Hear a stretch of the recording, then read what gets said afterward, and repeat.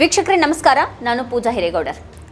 ನ್ಯಾಯಯುತ ಚುನಾವಣೆಗಾಗಿ ಒತ್ತಾಯಿಸಿ ಪ್ರತಿಪಕ್ಷಗಳು ನಡೆಸಿದಂಥ ಮೆರವಣಿಗೆಯನ್ನು ಯಾಕೆ ತಡೆಯಲಾಯಿತು? ಚುನಾವಣಾ ಆಯೋಗದ ಕಚೇರಿಗೆ ಪ್ರತಿಪಕ್ಷಗಳು ಮೆರವಣಿಗೆ ಹೊರಟ್ರೆ ಮೋದಿ ಸರ್ಕಾರ ಯಾಕೆ ಹೆದರ್ತಾ ಇದೆ? ಪ್ರತಿಪಕ್ಷಗಳ ಮೆರವಣಿಗೆಯನ್ನು ತಡೆಯೋದು ಸರ್ಕಾರದ ಸರ್ವಾಧಿಕಾರಿ ಧೋರಣೆನ ಅಥವಾ ಅದನ್ನು ಕಾಡ್ತಾ ಇರುವಂಥ ಅಭದ್ರತೆನ? ಪ್ರತಿಪಕ್ಷಗಳ ಹೋರಾಟ ಬೀದಿಗಳಲ್ಲಿ ಪ್ರಬಲಗೊಳ್ಳೋ ಮೊದಲು ಸರ್ಕಾರ ಅದನ್ನು ಹತ್ತಿಕ್ಕೋದಿಕ್ಕೆ ಪ್ರಯತ್ನ ಪಡ್ತಿದ್ಯಾ? ಇಂಡಿಯಾ ಒಕ್ಕೂಟ ನಿನ್ನೆ ತೋರಿಸಿದಂಥ ಹೋರಾಟದ ಕಿಚ್ಚು ಮೋದಿ ಸರ್ಕಾರಕ್ಕೆ ದೊಡ್ಡ ತಲೆನೋವಾಗ್ಲಿದೆಯಾ? ಸಂವಿಧಾನವನ್ನು ರಕ್ಷಿಸುವಂಥ ಹೋರಾಟದ ಎದುರು ಬ್ಯಾರಿಕೇಡ್ಗಳನ್ನು ತಂದು ಹಾಕೋದ್ರ ಅರ್ಥ ಏನು?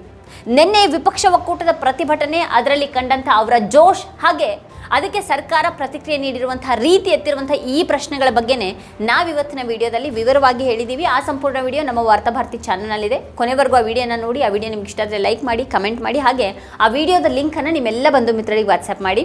ಹಾಗೆ ನಮ್ಮ ಚಾನಲನ್ನು ಸಬ್ಸ್ಕ್ರೈಬ್ ಮಾಡೋದು ಮಾತ್ರ ಯಾವುದೇ ಕಾರಣಕ್ಕೂ ಮರಿಬೇಡಿ. Thank you.